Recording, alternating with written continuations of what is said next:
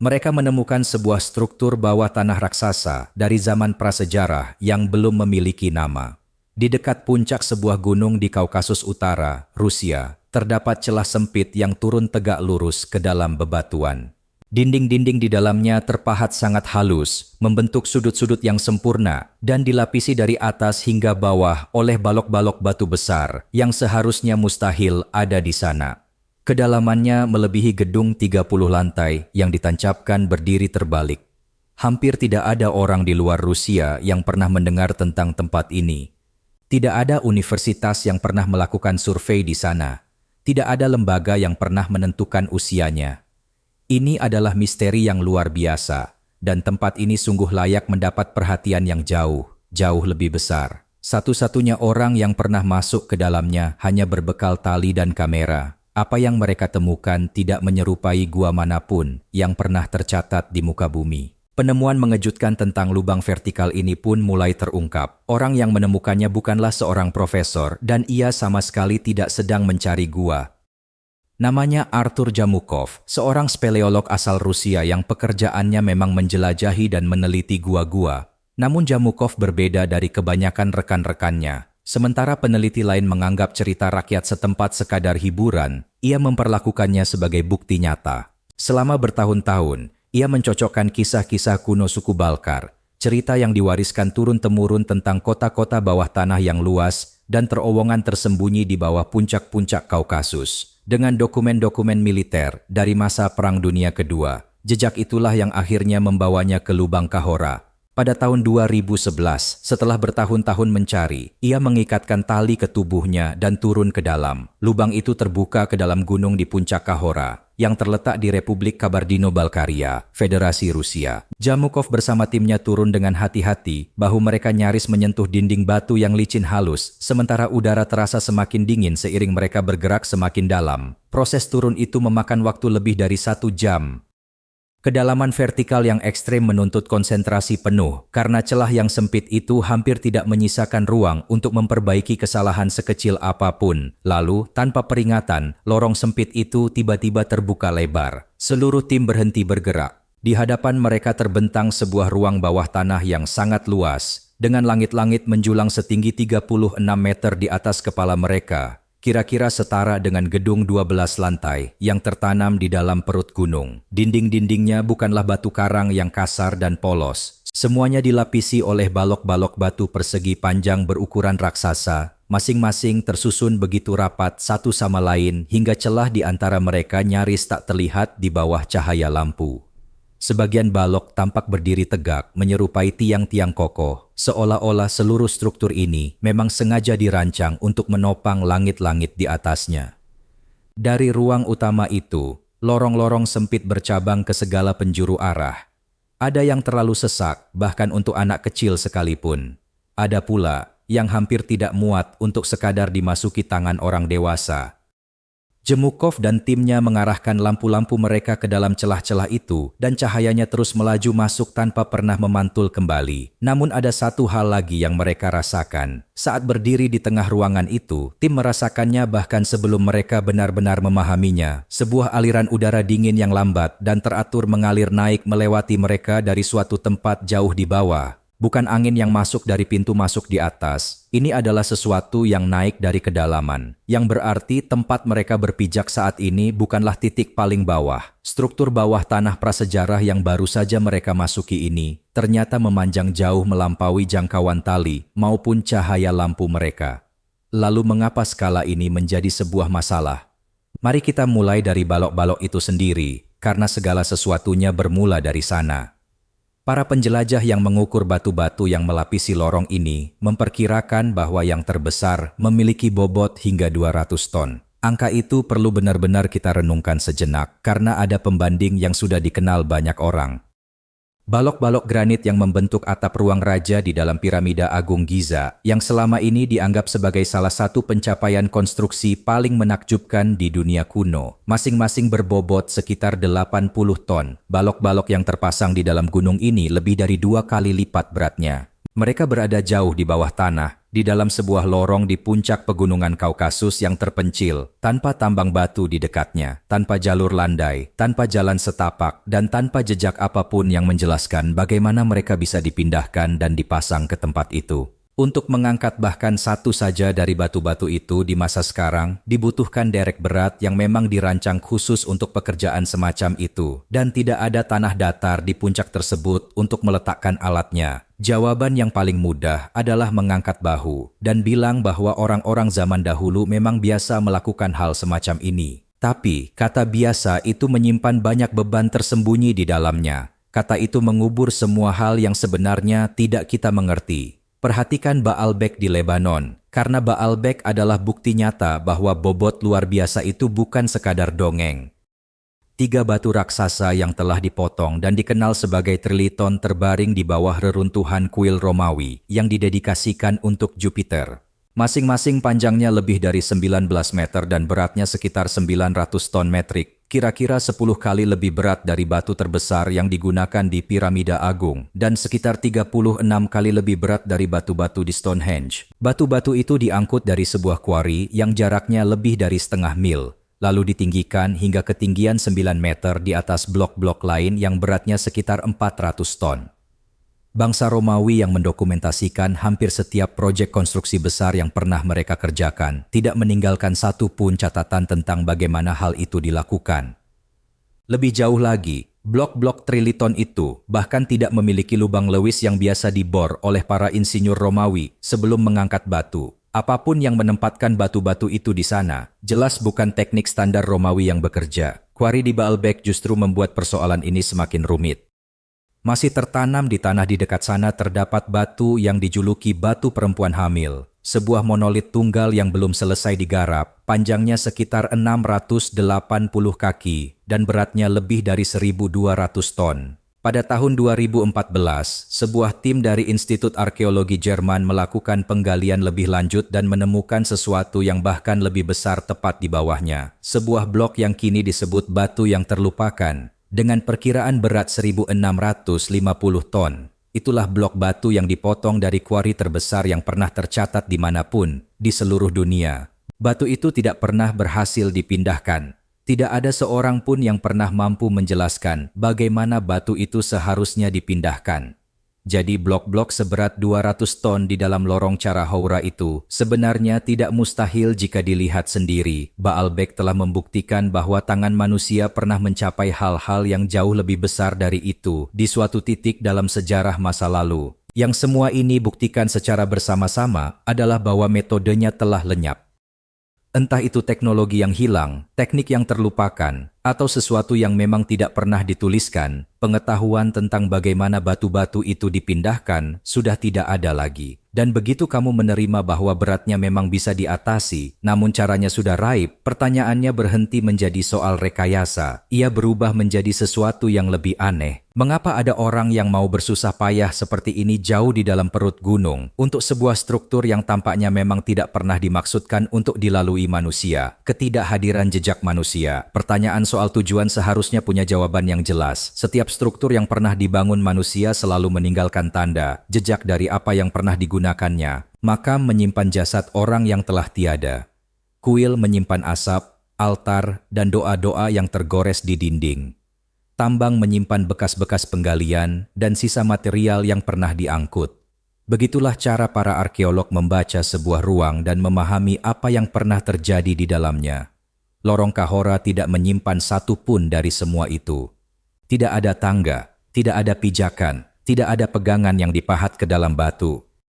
Tanpa tali modern, tidak ada cara sama sekali untuk bergerak melalui lorong itu. Yang berarti siapapun yang membangun tempat ini tidak punya cara untuk kembali ke sana, setidaknya bukan melalui jalur yang ada sekarang. Sebuah struktur yang bisa kamu bangun, tapi tidak bisa kamu masuki bukanlah sebuah bangunan dalam pengertian yang kebanyakan orang kenali. Selain itu, tidak ada jelaga di dinding-dindingnya. Detail ini menjadi penting ketika kamu menyadari bahwa orang yang masuk ke bawah tanah selalu membawa api. Obor dan lampu minyak meninggalkan tanda hitam mereka pada batu. Dan tanda itu bertahan selama ribuan tahun. Ketiadaan jelaga adalah catatan tentang ketiadaan api. Apapun yang terjadi di dalam lorong ini, Semuanya berlangsung tanpa cahaya, atau terjadi sebelum tangan manusia manapun pernah memegang obor di dalamnya. Tidak ada prasasti, tidak ada ukiran, tidak ada persembahan, tidak ada tembikar, tidak ada tulang, tidak ada sisa jejak manusia di sana sama sekali. Lorong-lorong yang terlalu sempit untuk dimasuki, aula besar dengan langit-langit setinggi 36 meter, susunan balok batu yang rapi, semuanya berada dalam kesunyian yang sempurna. Vadim Chernobrov, yang memimpin kelompok penelitian Kosmopoloisk dan memetakan bagian-bagian lorong yang bisa dijangkau dengan tali, mencatat bahwa struktur ini memiliki kesamaan yang sangat spesifik dengan lorong-lorong misterius di dalam piramida Mesir. Lorong-lorong itu menghujam jauh ke bawah kompleks piramida dan berujung pada ruang-ruang yang tidak bisa dijelaskan tujuannya, juga tidak menunjukkan bekas hangus di dinding, tidak ada hieroglif, tidak ada artefak, tidak ada tanda-tanda penghunian atau aktivitas keagamaan, dan tidak ada cara bagi seseorang untuk melewatinya tanpa peralatan yang belum pernah ada di zaman kuno. Kesimpulan Chernobyl adalah bahwa kedua struktur ini dibangun bukan untuk pergerakan manusia, bukan sebagai jalur, ritual, maupun tempat penyimpanan. Lalu ada soal udara. Arus yang lambat dan stabil mengalir naik dari suatu tempat di bawah titik terendah yang berhasil dicapai tim. Udara bergerak melalui sebuah struktur karena di suatu kedalaman terdapat ruang kosong yang terhubung ke permukaan. Aliran yang sejuk dan terus-menerus itu menunjukkan bahwa bagian-bagian dari megastruktur bawah tanah prasejarah ini yang pernah dilihat siapapun, paling-paling hanyalah pintu masuk menuju sesuatu yang jauh lebih besar. Bagian yang ada di bawahnya sama sekali belum pernah dijelajahi. Rekayasa yang memiliki tujuan jelas sudah cukup sulit dijelaskan ketika pembangunnya tidak diketahui. Rekayasa yang tidak memiliki tujuan yang bisa dinamai siapapun adalah persoalan yang jauh berbeda. Dan itulah mengapa para peneliti mulai mempertanyakan apakah gunung ini mungkin membentuk dirinya sendiri secara alami. Kemungkinan terjadinya proses alami. Sebelum hal lain apapun, argumen geologis ini perlu didengar sepenuhnya, karena ini bukan argumen yang lemah. Gunung berapi memang benar-benar melakukan hal-hal aneh pada batuan, dan gunung di Karora ini bersifat vulkanik. Batuan penyusunnya sangat keras, material yang terbentuk ketika abu vulkanik, serpihan, dan gas menyatu di bawah panas dan tekanan. Batuan keras semacam itu memiliki perilaku retakan yang khas. Batu bisa terbelah mengikuti bidang-bidang yang rata dan bersih. Ia bisa pecah menjadi lempengan-lempengan yang dari kejauhan tampak seolah dipotong menggunakan gergaji. Dan pada beberapa formasi vulkanik, proses pendinginan menarik batu menjadi kolom-kolom tinggi yang teratur. Begitu tegak dan rapinya, hingga para pelancong Eropa awal yang pertama kali menjumpai kolom-kolom basal di tempat seperti Giant's Causeway di Irlandia benar-benar yakin bahwa itu adalah karya para raksasa zaman kuno. Alam, jika dibiarkan sepenuhnya bekerja sendiri, mampu menghasilkan bentuk-bentuk yang tampak seperti disengaja. Setiap catatan jujur tentang lorong ini harus dimulai dengan mengakui bahwa para penjelajah yang turun ke dalamnya sudah siap untuk menemukan hal seperti itu. Mereka masuk dengan penjelasan geologis di tangan, siap untuk menerapkannya. Namun apa yang mereka temukan membuat hal itu mustahil untuk diabaikan. Batuan vulkanik yang retak membentuk kolom menghasilkan bentuk dengan 5 dan 6 sisi, heksagon dan pentagon. Itulah geometri dari pola pendinginan alami. Akan tetapi, lorong ini dipenuhi sudut-sudut siku-siku, geometri khas seorang tukang kayu atau tukang batu. Ketika batu terbelah mengikuti bidang rekahan alami, permukaannya tidak konsisten.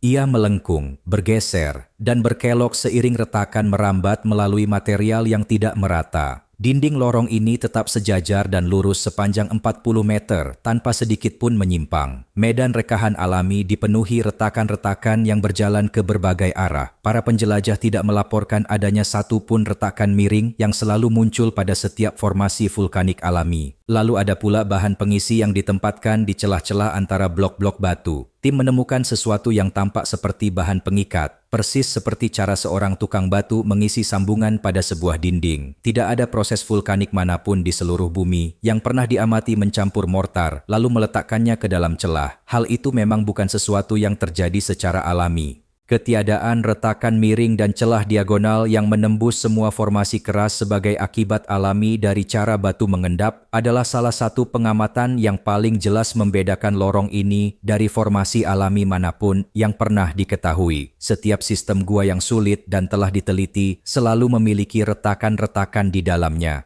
Karora tidak memiliki satupun.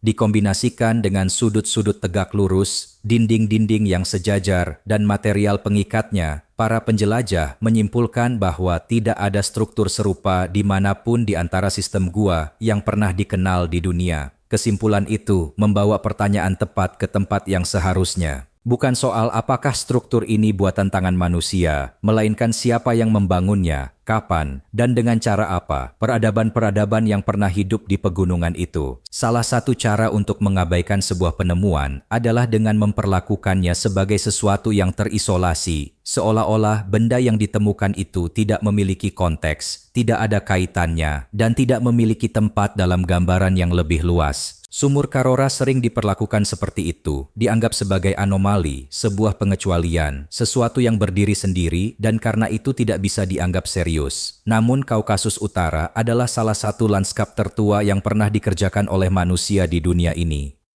Dan semakin dekat kita mengamati tanah di sekitarnya, semakin sedikit sumur itu tampak berdiri sendirian. Sekitar 5.000 hingga 6.000 tahun yang lalu, sebuah kebudayaan bangkit di kaki bukit utara rangkaian pegunungan yang sama, yang kini oleh para arkeolog disebut Maikop. Mereka bukan sekadar komunitas sederhana, mereka mengolah emas, perak, dan perunggu arsenik. Mereka mendirikan gundukan pemakaman besar di atas jenazah orang-orang mereka. Dan di sebuah situs bernama Zartskaya, para pembangun mereka mendirikan ruang pemakaman dari batu, yang rancangannya terhubung langsung dengan tradisi dolmen di kawasan yang lebih luas. Di seluruh Kaukasus bagian barat hingga hari ini, sekitar 3.000 dolmen masih berdiri kokoh. Ruangan-ruangan dari lempengan batu yang dipahat, dipasang dengan sudut-sudut yang bersih dan rapi. Sejumlah di antaranya memiliki lubang bundar sempurna yang dibor menembus satu sisi batu padat. 5.000 tahun yang lalu, tangan-tangan yang bekerja di pegunungan ini sudah membentuk batu dengan kesabaran dan ketepatan yang luar biasa, bergerak ke selatan melewati pegunungan menuju Georgia, dan batu itu sendiri menjelma menjadi sebuah kota. Di Upstik, sebuah permukiman utuh dipahat langsung ke dalam tebing batu, dengan aula, ruang-ruang, dan lorong-lorong yang dilubangi dari batu hidup, dihuni sejak awal zaman besi sekitar 3.000 tahun lalu, dan terus berlanjut selama berabad-abad sesudahnya. Di republik yang sama tempat Karora berada, sebuah ngarai tinggi menyimpan sekelompok makam batu abad pertengahan yang oleh penduduk setempat disebut kota orang mati. Jauh lebih muda dibanding yang lain, namun tetap berkata, "Selamat zaman demi zaman, orang-orang pegunungan ini telah merespons lanskap dengan batu." Lalu muncul pertanyaan yang lebih sulit, sejauh mana keahlian nyata bisa menjangkau ke masa lampau?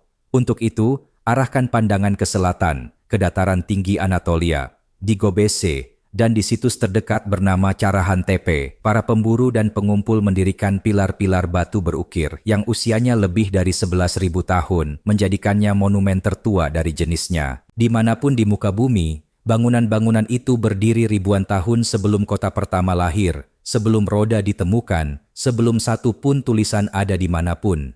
Para arkeolog masih terus mengangkatnya dari dalam tanah. Semudah tahun 2023, penggalian di Kahantepe berhasil menemukan sosok manusia berukir setinggi lebih dari 2 meter. Satu generasi lalu, semua buku teks sepakat bahwa tidak ada seorang pun pada tahap perkembangan manusia itu yang mampu membangun hal-hal semacam itu. Namun batu-batu itu tidak setuju. Kategori mustahil untuk periode ini sudah terlalu sering terbukti keliru. Gagasan tentang ruang fungsional yang tersembunyi di bawah tanah pun sebenarnya bukan hal yang asing di bagian dunia ini. Di Kapidosia, Turki, kota bawah tanah dari Nguyu, turun sedalam 85 meter ke dalam bumi melewati 18 tingkat ruangan, kandang, dan kapel yang tetap memiliki sirkulasi udara melalui lebih dari 50 saluran tersembunyi. Di Tiongkok, Gua-Gua Longyu dipahat dengan tangan lebih dari 2.000 tahun lalu. Ukurannya sangat besar, presisi, dan teratur secara geometris, namun tidak satu pun catatan sejarah yang tersisa untuk mengidentifikasi siapa yang membuatnya atau mengapa.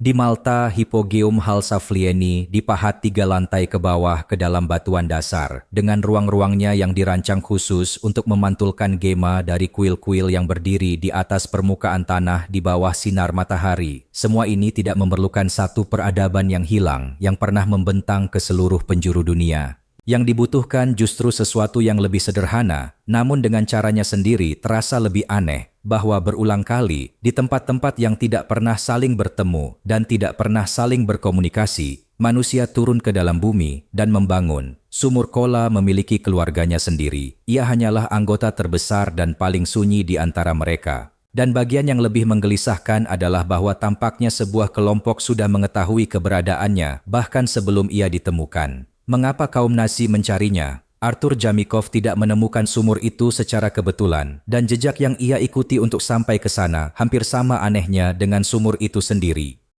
Selama Perang Dunia Kedua, pada musim panas tahun 1942, pasukan Jerman melancarkan Operasi Edelweiss, sebuah gerakan militer besar-besaran ke kawasan Kaukasus yang bertujuan menguasai wilayah kaya minyak di selatan Uni Soviet, khususnya ladang minyak baku di Azerbaijan. Mengamankan sumber daya tersebut sangat penting bagi kelangsungan upaya perang Jerman. Namun, di antara para tentara yang bergerak masuk ke pegunungan itu, terdapat sosok-sosok dari jenis yang berbeda, dengan tujuan yang berbeda pula. Heinrich Himmler, pemimpin SS, telah mendirikan sebuah lembaga yang disebut Ahnenerbe, dengan nama resmi Masyarakat Penelitian dan Pengajaran untuk Warisan Leluhur. Misi yang dinyatakannya adalah mempelajari asal-usul ras Arya, namun fungsi sesungguhnya jauh melampaui itu. Ahnenerbe menjalankan ekspedisi ke seluruh dunia untuk mencari bukti peradaban kuno yang diklaim oleh ideologi Nazi sebagai nenek moyang Arya.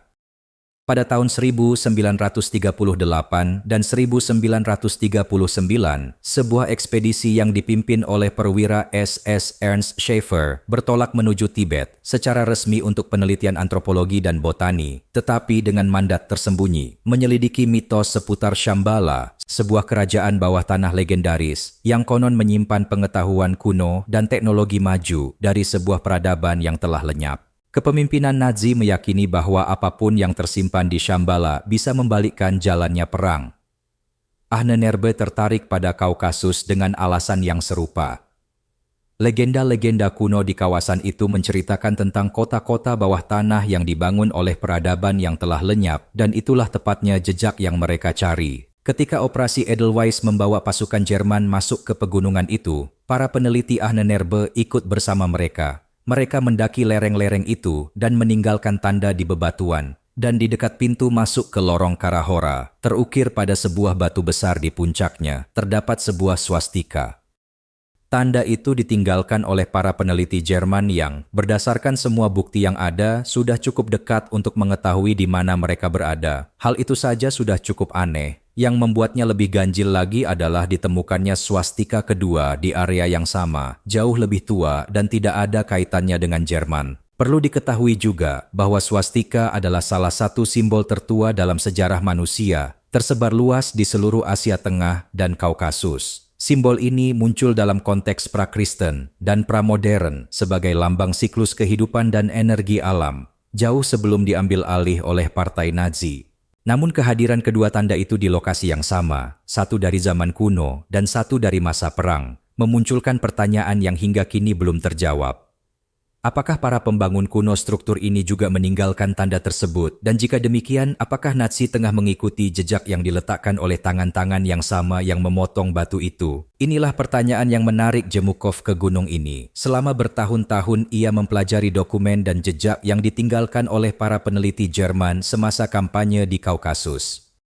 Catatan-catatan dari masa perang yang digabungkan dengan legenda-legenda kuno Balar tentang kota-kota bawah tanah yang terpendam mengarah pada satu lokasi tertentu. Ia mengikuti kedua benang itu hingga keduanya bertemu di sebuah dinding batu dengan celah vertikal yang sempit di permukaannya. Legenda-legenda itu sendiri sama sekali tidak samar. Di seluruh wilayah Kabardino-Balkaria, tradisi lisan telah menjaga kisah-kisah tentang lorong sempit yang menghujam jauh ke dalam pegunungan. Terowongan batu dengan kerapian yang terlalu sempurna untuk terbentuk secara alami. Komunitas-komunitas yang pernah hidup di bawah tanah dan meninggalkan kota-kota yang tak pernah dilihat siapapun selama berabad-abad. Kisah-kisah ini diwariskan dari generasi ke generasi, dan Jemukov percaya bahwa sejarah lisan menyimpan ingatan geografis yang nyata. Keyakinan itulah yang membawanya ke lorong tersebut, dan ternyata lorong itu memang benar-benar ada. Apa yang sesungguhnya disampaikan oleh legenda-legenda itu, legenda Kaukasus Utara, bukanlah dongeng hantu yang samar-samar, semuanya sangat spesifik.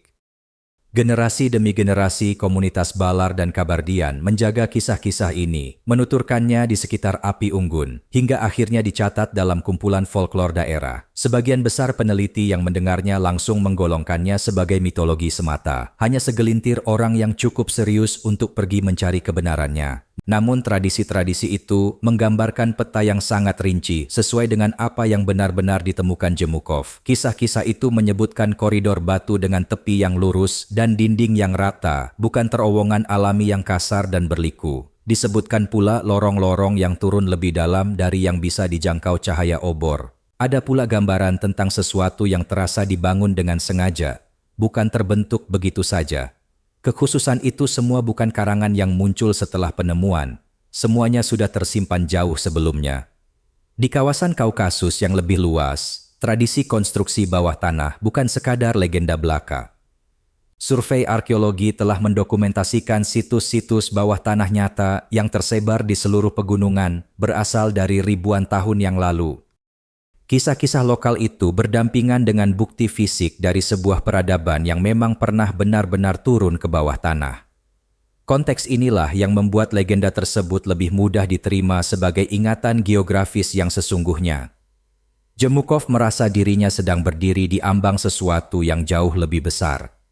Setelah ekspedisi awal dan pekerjaan pemetaan yang dilakukan oleh tim kosmopois Chernobra, ia berbicara secara terbuka tentang keyakinannya bahwa Karahora adalah salah satu pintu masuk di antara banyak lainnya, bahwa rangkaian pegunungan itu menyimpan struktur-struktur lain, lorong-lorong lain, ruang-ruang lain yang belum ditemukan. Ia tengah merencanakan ekspedisi lanjutan ke wilayah itu ketika penelitian tiba-tiba berhenti. Pada tahun 2015, Arthur Jamikov terlibat dalam sebuah kecelakaan serius dengan kendaraan. Ia tidak selamat.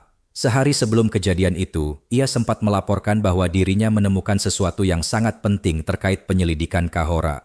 Namun apapun yang telah ia temukan, ikut terkubur bersamanya.